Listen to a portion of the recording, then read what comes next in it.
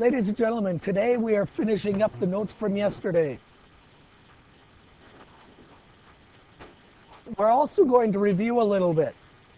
Now, as you can tell, my voice is not really here.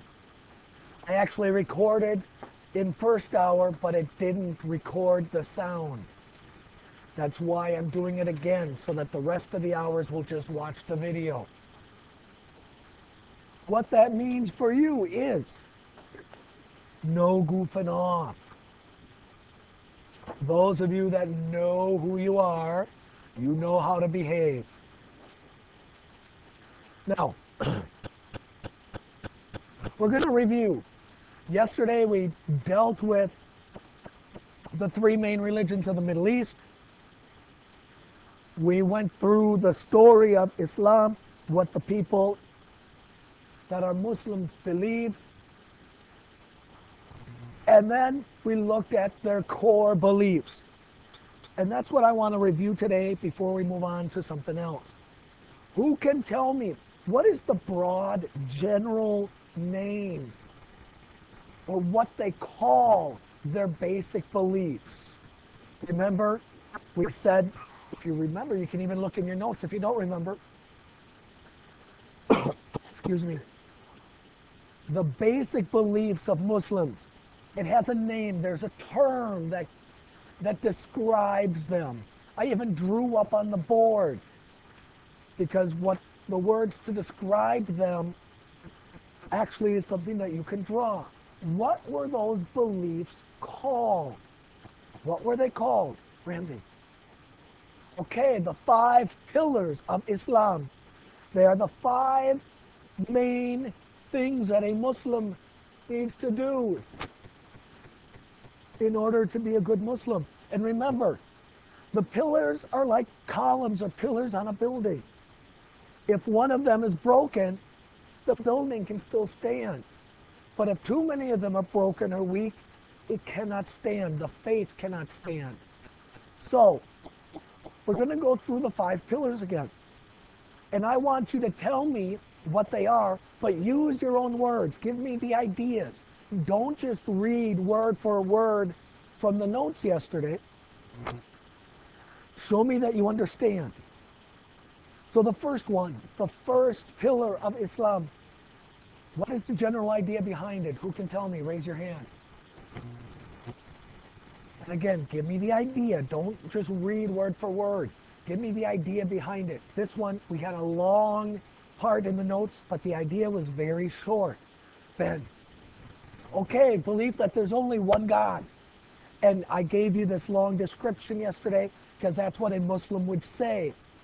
There is no God but God, and Muhammad was his prophet. I had a question in first hour. Maybe I should clarify this in case people don't know. Who can tell me what a prophet is? What is a prophet? Because you hear me talking about it quite a bit in this stuff. What is a prophet?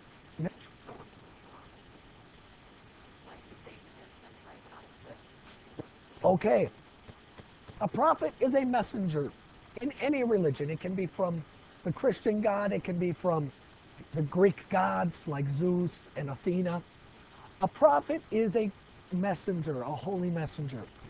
So, according to this, Muhammad was a messenger from God, just bringing God's message according to what they believe. Okay, what's the second pillar? What's the second pillar of Islam? Claire. Okay, praying. Praying 5 times. Remember, that scared some of you yesterday, the music? Now, what specifically in Mecca are they praying for? Because what if you're in Mecca? What are you going to face? Specifically, they're facing what was the praying? It's located in Mecca. What are they specifically praying towards? The Kaaba. Good. Praying 5 times a day. Again, none of these are different, really, than Christianity or Judaism. They are things that Judaism and Christianity believe. They believe that there's one God. They believe in praying. What's the third one? What's the third one?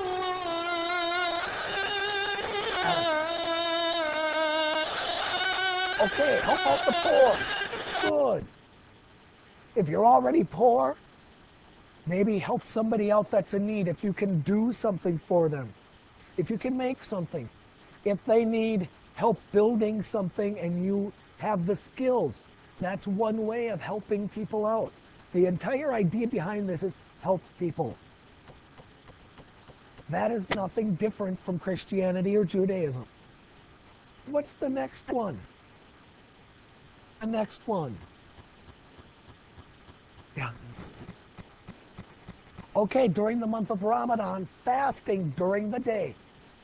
When the sun is up, from sun up to sundown. No eating or drinking.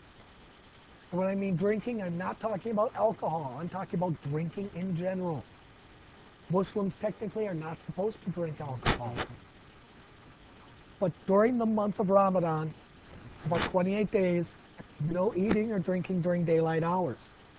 Can they eat or drink when the sun goes down? Yes.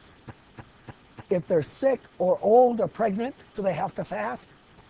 No. It is understood that they have needs. The idea behind this is to not kill yourself. In Islam, killing yourself is a sin. Suicide is a sin, and you automatically go to hell. Yes. Oh, you know the next one. What is the next one? The last pillar, the fifth pillar of Islam.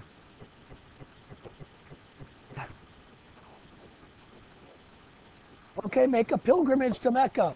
What does pilgrimage mean? What is a pilgrimage? Yes. It's a religious trip. Good. So one time, if you are able to do so, make the religious trip, take the trip to Mecca. If you are too poor, if you are too sick, you are forgiven. You don't have to do it. But if you have the means, you should make the trip. And I have the picture of people at Mecca. It's called the Hajj.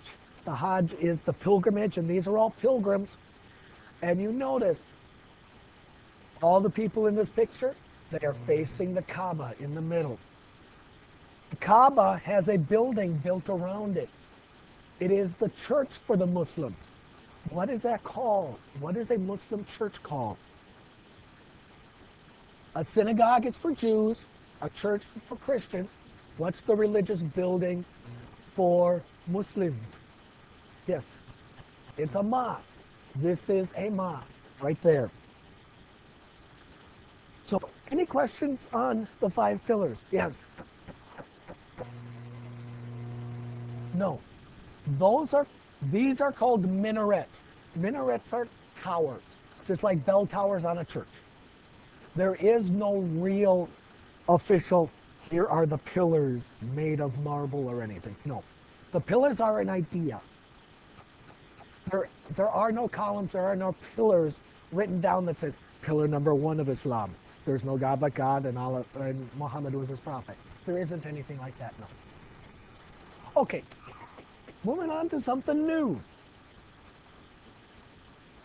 We've looked at the basic information for Islam, Judaism, and Christianity. We've looked at Islam more specifically so that you have an understanding of what their basic beliefs are. Now we're going to look and see how they are tied together. And as a little review, let me ask this. What is Christianity based on? We went over this yesterday. Remember when we looked at the charts at the very beginning of the notes yesterday? Excuse me. Christianity is based on something. What was Christianity based on? Yes. Good. Christianity was based on Judaism. What is Islam based on? What was Islam based on if Christianity is based on Judaism? Islam was based on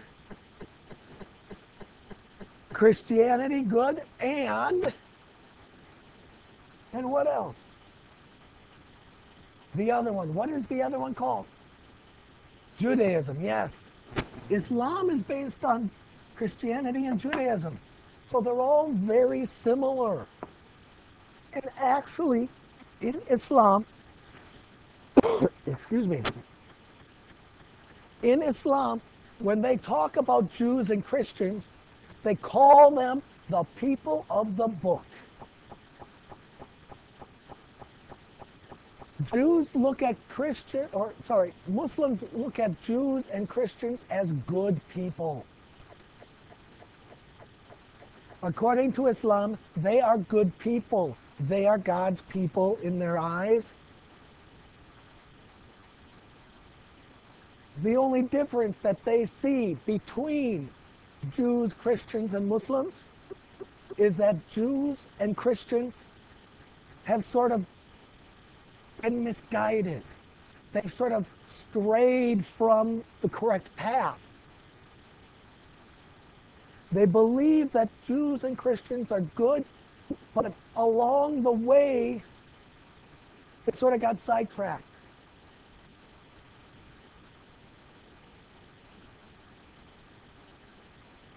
They're the people of the book. If you think about what is the name of the book in Islam? What was the name of the book in Islam? The book that they're talking about here, people of the book. What book are they talking about? The Quran, yes. And if you think about it, the Quran is made up of books. What were the parts of the Quran? We had, what's one of them? We had the Old Testament and New Testament, and then we also had a little more stuff added in there. So those are the books. The Quran says Jews and Christians are the people of the book, but they're just misguided. In the Muslim view, they say at the beginning, when Judaism was created by Abraham, they said God favored the Jews. Muslims believe God favored the Jews. He gave them the promised land. He took care of them. He gave his laws to them. That's where you get Moses and the other prophets.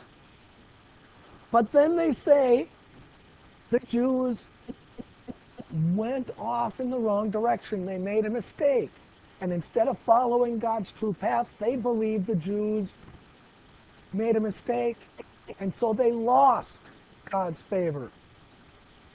What Muslims believe the Jews did to lose that favor was not recognize Jesus as a prophet.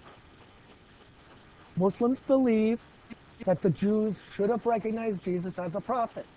When they didn't, Muslims believe that when the Jews did not recognize Jesus, God took his favor away from the Jews and gave it to whom, do you think? Who did God, according to Muslims, give his favor to after the Jews, since the Jews sort of got misguided? They went off on the wrong track. No, God's favor didn't go to the Muslims yet. It went to the Christians. Muslims believed after the Jews, Christians got God's favor. And God protected the Christians and helped them and gave the Christians the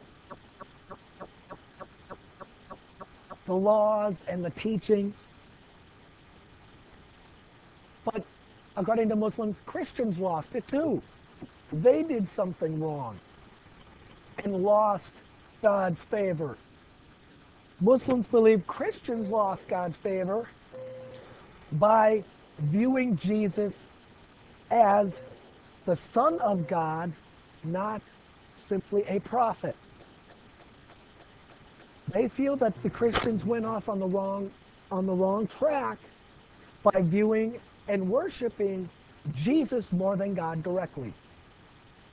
So they felt, okay, God took away his grace or his favor from the Christians and then gave it to one other group.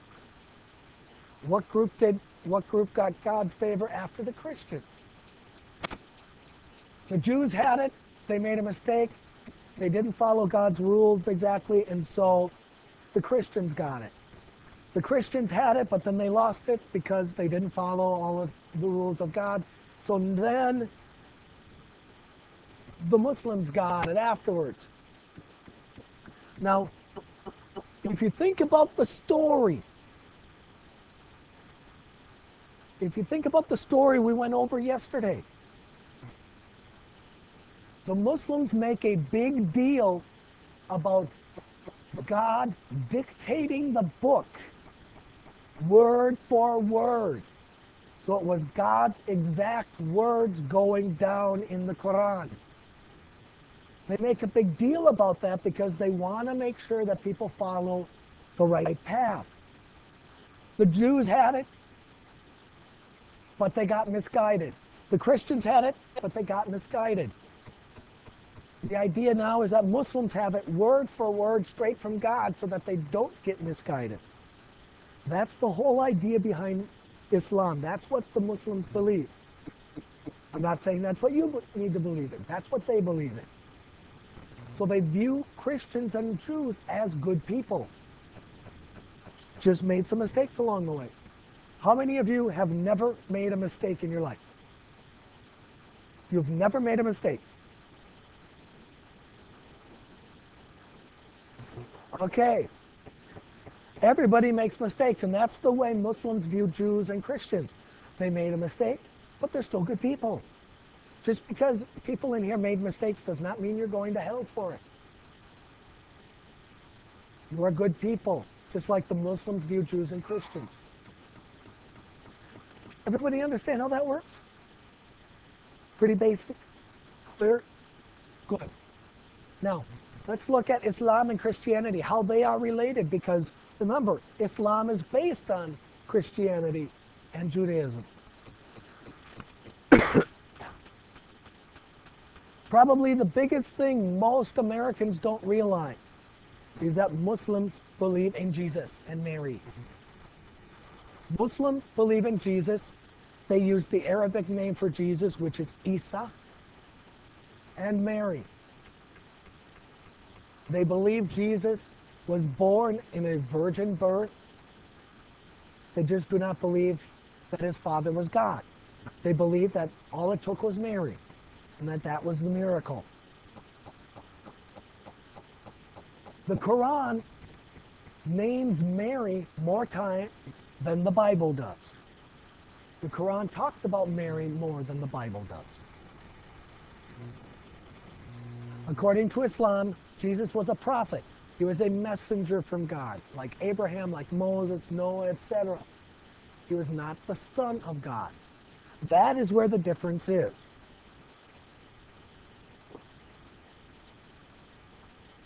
And they believe that Christians focus too much on Jesus and not enough directly on God. That's what they believe.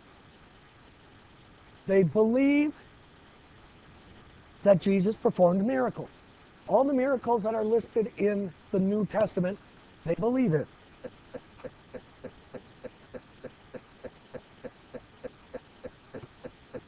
Bringing somebody back from the dead, the fish and the bread and the wine, all of that they believe in. All of that is in the Quran. They do not believe in the resurrection. They do not believe in the Easter kind of thing. What they do believe in is that while Jesus was on the cross, God took him to heaven straight away.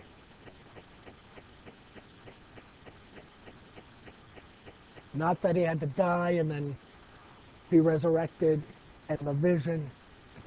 Basically, according to Islam, when Jesus was on the cross, he was taken straight to heaven by God. That's what they believe.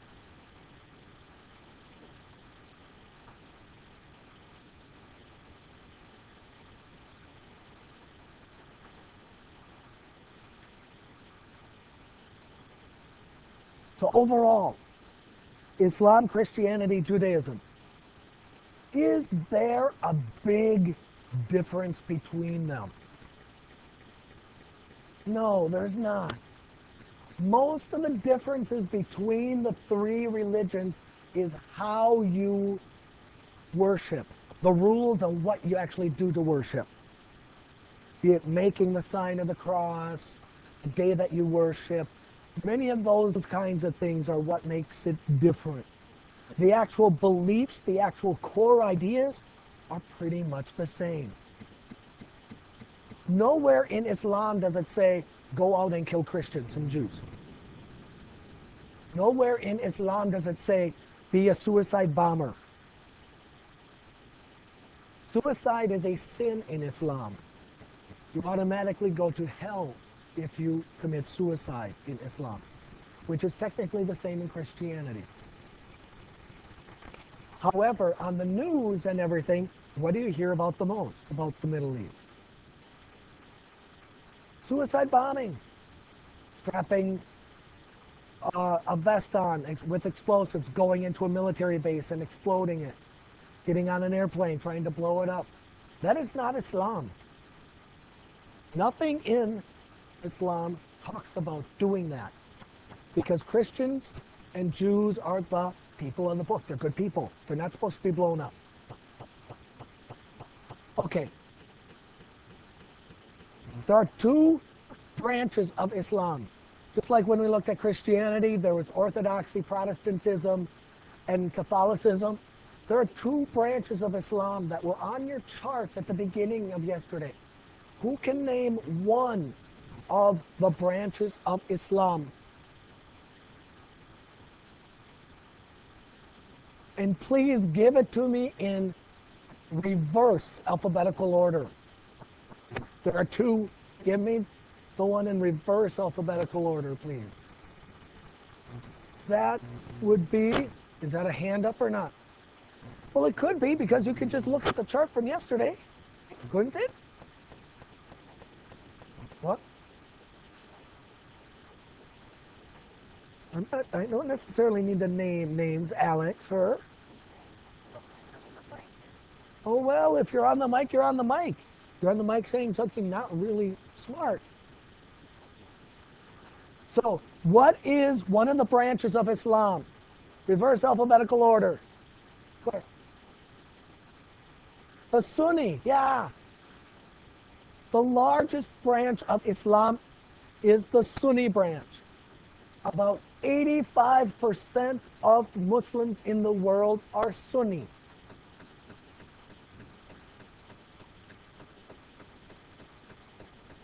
It is very likely that if you ran into a Muslim, that chances are that Muslim would be Sunni. What is the second branch? What is the second branch of Islam? Ramsey. Shia, good. They make up about 15% of the Muslims in the world.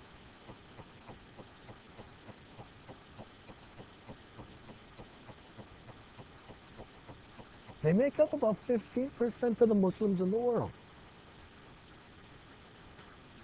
Over the years, they have fought each other, just like Protestants and Catholics have fought each other. Here's a map showing you the Muslims in the world. The darker the green, the larger percentage of Muslims you will find in those countries. Notice, who can tell me one region where it is primarily Muslim? What's one of the regions based on this map that is primarily Muslim? Chase. North Africa. Very good. It's very, very heavily green there, almost black. What's another one? Another region with a high percentage of Muslims. Okay. Southeast Asia, down here, Indonesia region. Brunei, Indonesia, down in Southeast Asia. Where else? Brendan. Southwest Asia. Excuse me. Where Islam began. We also have Central Asia up here, Kazakhstan, Uzbekistan, Turkmenistan, all of those stans. On this map, I will put an X on the countries that are Sunni majority.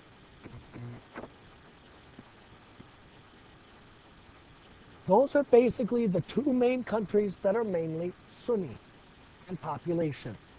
The rest are mainly, or sorry, my fault, other direction, brain fart. Those two countries are primarily Shia. The rest of the Muslim world is Sunni. Iran and Iraq are primarily Shia. The rest of the world, Muslim world, is Sunni. Yes. 85 and 15 equal. You didn't think about that. Yep. 85 plus 15 equals 100. And those are approximate because those two branches, Sunni Islam and Shia Islam, can also be broken down into more smaller sects, just like in Catholicism, you had Roman Catholicism, Greek Catholicism, etc. In Orthodoxy, you had different orthodoxies. Same thing happens in Shia and Sunni Islam.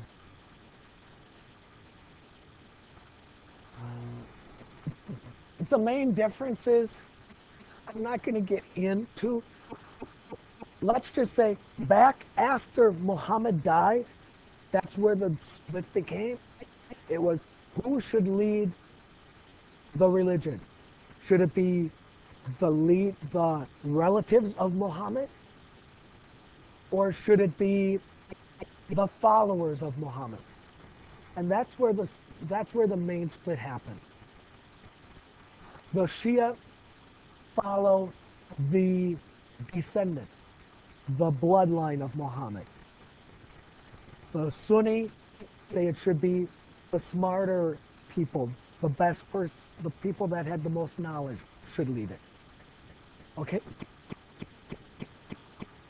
Everybody clear of the two groups? Okay. One last thing.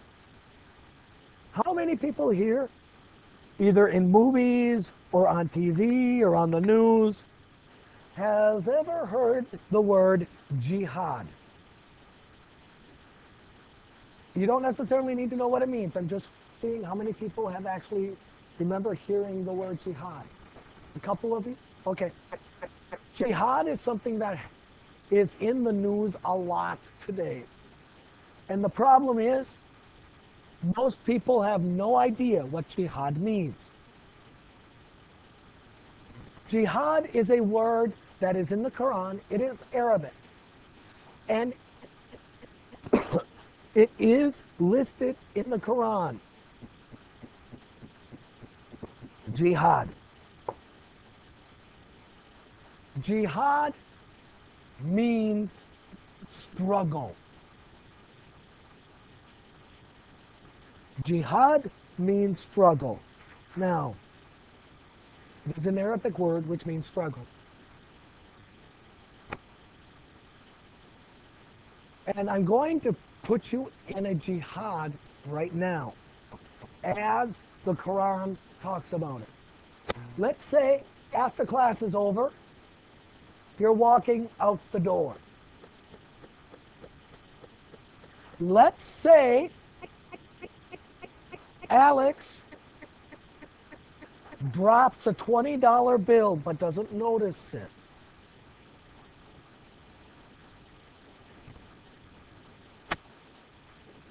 Gunnar sees it and picks it up. He's the last one out of the room. Gunnar has a choice to make at this point. He can either find Alex and give the money back to him, or he can pocket it knowing that nobody else saw him pick it up. Now, that is a struggle. Hey, 20 bucks. Free, easy money, and Alex won't know the difference. Alex might be out it, and his parents might get mad at him, but nobody knows that I got his money. Or give it back to Alex because you know it's the right thing to do. That is a jihad. A jihad is an internal struggle to do the right thing. You've all heard this question or this statement before. Is it always easy to do the right thing? Not always. Because sometimes doing the wrong thing is the easy way out. Unless you get caught. That's true for cheating, stealing, marking up on things that aren't yours. For example, somebody scratched words on my blackboard on the outside in the hallway. Breaking things. Like somebody chopped off 2 of my pieces from my pyramid and never even put them back, so they're gone. Doing the right thing would have been letting me know that they broke, because this thing breaks all the time. It wouldn't have been a problem. Doing the easy thing is hiding the evidence and getting away from my desk very quickly. I'm using this as an example. That is a jihad. A jihad is a struggle to do the right thing. Now, some people will twist it around to mean holy war. Jihad is a very common word used by a guy called Osama bin Laden. Osama bin Laden says, I hereby declare jihad on Christians. We need to have a holy war. The Quran talks about jihad. It's a struggle. When it comes to believing somebody, are you going to believe Osama bin Laden? Is he somebody that you think you can believe in? No. He is using it for his own purposes. He is twisting the idea of jihad. He is using religion as a tool to get what he wants. Not what is good for everybody, not what is real or true about his religion, but what he wants. I'll give you an example of a Christian that did that. There are many examples of Christians that have done this. Here's one. Back in the Middle Ages, the popes called a crusade, a holy war against Muslims in the Middle East. And every time the European Christians went to the Middle East to fight this war, they lost. So there's this guy in France and Germany that came up with this idea. He's like, you know what? The reason why we're losing and the reason why God isn't helping us is because all the soldiers we're sending over there, all the knights, they're sinners. They're not pure. So we need to send only pure people, people who have not sinned. And so they started thinking, well, who hasn't sinned? Who's pure? Kids. Let's send the kids to fight. And this guy went from town to town through Germany and France and saying, we need your kids to go fight the Muslims, because that is when God will protect them and we will win. This guy gathered thousands of kids. Families gave up their kids to go fight. What was he using? Was he using religion to convince people? Yes. What did he do when he got to the port of Marseille in southern France? He sold all the kids into slavery and ran off with the money. He was using religion. But was he using religion for religious purposes? No, he was using his religion for personal purposes. He got rich by tricking everybody to give up their kids. Those kids never made it to the Middle East to fight. They were sold into slavery. Christians do it, Muslims do it, Jews do it. Everybody can twist religion for their own personal purposes. That doesn't mean that that's right. Osama bin Laden uses that term, jihad, for his own purposes. Jihad is that internal struggle. Give the money back to Alex or keep it for yourself, knowing that Alex might be hurt in this, but nobody will be able to find out that you are the one that did it. How many of you have ever been in a situation like that where you've had a difficult decision? It can be, I didn't get my assignment done. Should I copy somebody else's just to get it done? As somebody goes, aha, that's me. Okay, that is what jihad means. It is a struggle to do the right thing. Yes.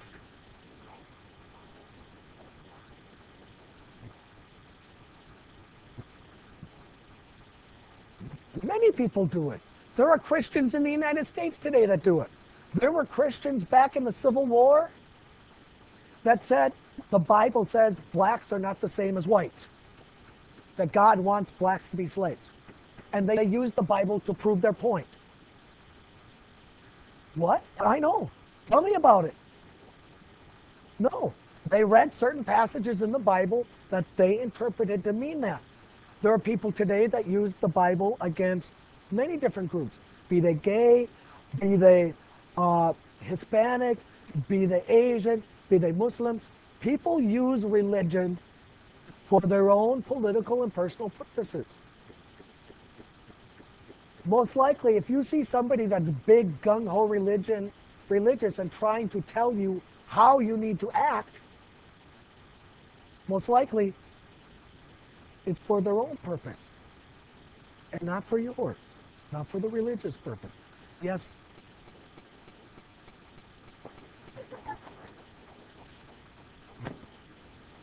I'm not going to get into what people thought of Asians. They were not equal to whites. That's all I'll say. So, ladies and gentlemen, that is the end of the notes today.